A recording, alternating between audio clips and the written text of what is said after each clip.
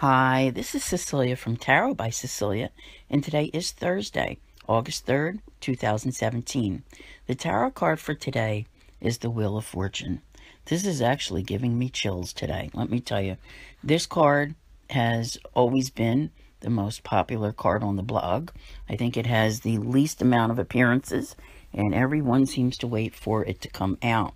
Now, today, we have Uranus going retrograde. That's one thing. Okay, let's talk about that for a moment. Because if you have been trying and trying to get that, I even want to say like your mental state together to accomplish something. And no matter how hard you've tried to make something happen, just can't seem to get it right. But Uranus retrograde, it'll last, for maybe like 155, 60 days, something like that. It's going to help you with that so that now you're ready to move forward, just like the Wheel of Fortune, to accomplish these things. So you probably notice a shift in mental attitude that will benefit you greatly. But I'm finding this so interesting because it's not just about Uranus going retrograde.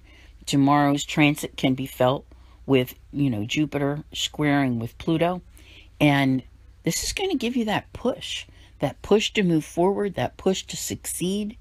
It's so hard to explain, and I always ask myself, why? We all wanted to do things way back when. Why couldn't we just do them? Why wasn't the necessary energy there? And then all of a sudden it all seems to congregate in 1 month and push everybody forward at the same time.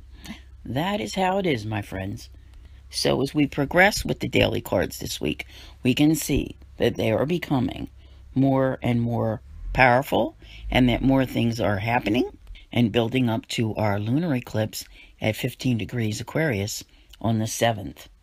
So there's no, going the other way. If we're going to say the other way, this wheel is going the right way now. It's rolling you forward, and this is a very karmic card, by the way, if you have not realized that.